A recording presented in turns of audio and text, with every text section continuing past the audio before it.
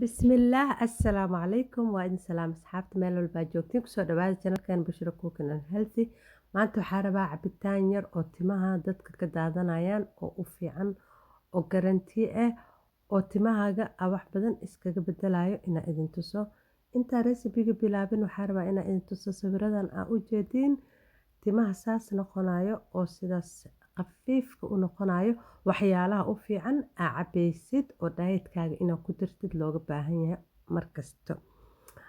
Hal bil gudihiisa timahaaga haddaa rabtid inaad ku soo celisid oo volume-kooda aad ku soo celisid cabitaankan haddaad samaysatid waxaa la hubaa inay tintaada ku soo laabanayso iyo timo ka qurux badan.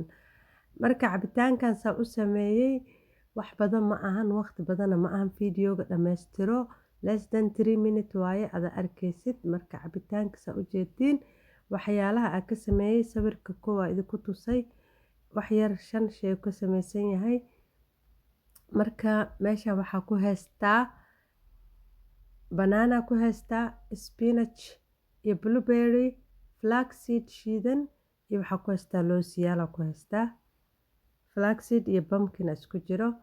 Waxaa kaloo haystaa mashiinka aan ku shiidanayo iyo waxaa haystaa bakeeri caanaha haystaa. Caanaha aan isticmaalayo low fat waaye, caanaha jeceshaa isticmaali kartaa make sure laakiin caana ina isticmaashid waaye.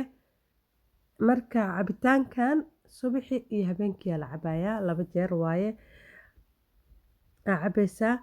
Hal bil ayaana wadaysaa cabitaankan haddaa rabtid timo qurux badan inaa heshid. Haddana mashiinka ayaa ku wada shubayaa, caana ku darayaa, waa shiidaya kadib saa u jeediin easy waaye cabitaankan maxaa la dhahaye laakiin faa'iidadiisa way badan tahay. Cabitaan fudud laakiin faa'iido badan wato waaye. Waa shiidaya kadibna waa arkaysiin si fiican iskaga blend garee loosyaalka si fiican inuu u shiidmado smooth noqdo. Cabitaanka ma miiraysid sidiisa ku cabaysaa si aad ku heshid result fiican. Si fiican u shiid kadibna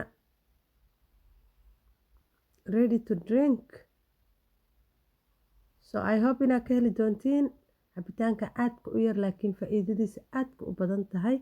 Aad ayaa u mahadsantihiin. Subscribe, like ha ila dhaafina. See you the next video inshallah. Assalamu alaikum. Bye.